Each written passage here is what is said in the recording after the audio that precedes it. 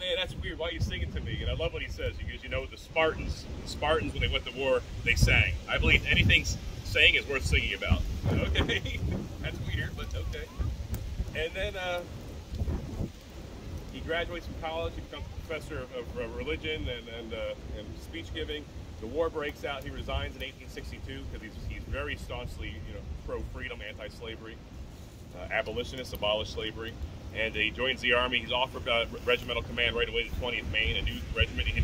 Humility is a rare trait these days, and it's an important trait of a good leader and a Christian. Chamberlain knows he's not ready to lead men in combat. He tells the governor, no, I'm not ready. Please put an experienced officer as a commander, and I'll serve underneath him and learn.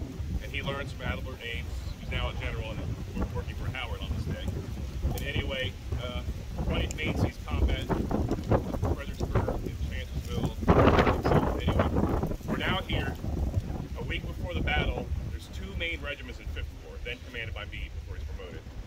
The 2nd U.S. Maine Regiment mutinied. 120 men decided they were going to fight anymore. I'm not going to go into the details of why. They have a just reason, but the Army says, no, you have to fight anyway. And General Meade doesn't know what to do these 120 mutineers, so he drops them off at Chamberlain, the only other Mainer there. And Chamberlain, now look, think about this. He has to use his words to convince men to stay and fight. Men who have twice the amount of combat experience as he does. His words. His greatest weakness in most of his life, until God showed up. Until God came in. And he uses his words. He gives a great stirring speech on how decisive this is and how we have to fight for each other and for freedom. And the movie has a couple of hotheads for dramatic effect, you know, kind of hold out if you watch the 1993 Gettysburg movie. It's a great movie. But no, he convinces all 120 men to stay and fight. Look what God did. He took somebody who was called stupid, who was called a fool. He was told he couldn't do anything in life because he couldn't talk. And God raised him up to become one of the greatest speech givers in American history. Awesome. Huh? God uses the foolish to confound the wise, and the weak to confound the strong. Don't tell me that God can't use you. I know he can and he will. So don't despair. Life's not easy. I get it. I totally get it. But stick forth. You might be the next Chamberlain. You might be the next Howard. Don't be the next Sickles. We don't need any more of those. So here we are, 386 men here defending the line. The Alabamans attack. The Alabamans, hit Chamberlain's line. They see it's the end of the line. The line actually ends further up the hill. Chamberlain sees they're moving, and they're trying to outflank him. They want to get her. They don't, fighting toe to toe, you have a chance. But if you get behind me, you can hurt me. Armies do the same thing. We want to get behind you or on your side. So the Alabama's commander, if you can hold the slide, next one, flip it. That one in your bottom. So there's Chamberlain, and there's his anti-hero, the Alabama commander, Colonel Oates. Colonel Oates sees the end of the line. He shifts his regiment. He has got 2 Alabama regiments that greatly outnumber him, his Mainers, and they're going to outflank him. So Chamberlain has to draw his line all the way down to this monument. He could not bend if he bent his line back there, he'd give the Confederates cover here. He couldn't do that. And then the Confederates shift and move behind him, and so his line is like a giant horseshoe. All the way there. So the flag's in the center, Chamberlain's there, and it's like a giant bow. He's attacked on 3 sides. 6 attacks over 45 minutes or so. And they're running out of ammunition. Chamberlain describes it like the tide of the sea coming in, just knocking down his sandcastles. He's down to 200 men. Out of ammunition, what do you do? So he orders that bayonet attack. So we have a problem. We have guys facing in 3 directions. Very complicated maneuver here. It's not just going, hey, diddle diddle, everyone out the middle. Like first, Captain Spear's third of the line will attack like a hinge. That will be the hinge where the flag is, where the monument is today. And when they're on line with the rest of the regiment, then they'll all hinge off the 83rd Pennsylvania up the hill. And they're going to, like a door, sweeping through here. When the attack comes, Colonel Oates looks up, and by the way, Colonel Oates has just dispatched 50 men to run around the back underneath the command of Captain Debonair Jones. What a great first name, Debonair. And but whoever strikes first wins. So this comes, it goes, and Colonel Oates looks up, and it's only 200 men and scattered over about 100 yards. No problem. But something interesting happens. Right before the battle, Chamberlain dispatched parts of B Company under the command of Captain Morrell 200 yards out in the woods there to watch the back door, make sure no one sneaks up behind them. And then they're there, they're unable to really fight because the woods are really thick here. There's not a lot of animals out here cleaning it up like on the other parts of the battlefield. And while they're waiting during the battle, they see men in green uniforms coming off the hill. Those are American sharpshooters. That's a U.S. Army unit, and they fight Indian style. When they're attacked, they retreat a couple hundred yards, rally, and then they reform behind the trees and they fight, you know, like the Indians. And they're retreating. They bump into B Company. Cat Morrell's, you know, hey, what's going on? Hey, we're sharpshooters. What are you guys doing here? We're the end of the line. Hey, and you guys stay. And I think about 30 guys in green stay with about 20 men in blue. Okay, so bugle goes off, bayonet attack, Captain Spear, then everybody underneath Joshua Lawrence Chamberlain, and they hear the bugle call for bayonet attack.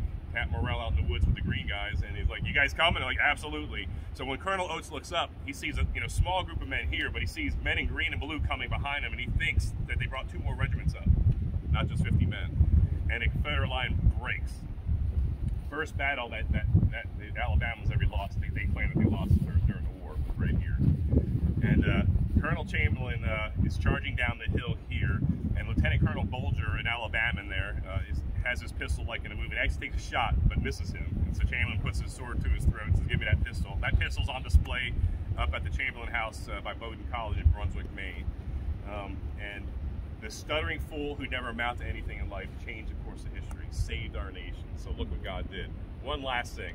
After the war, Chamberlain got a letter from one of these soldiers from Alabama, and I'm going to try to recite it from heart here.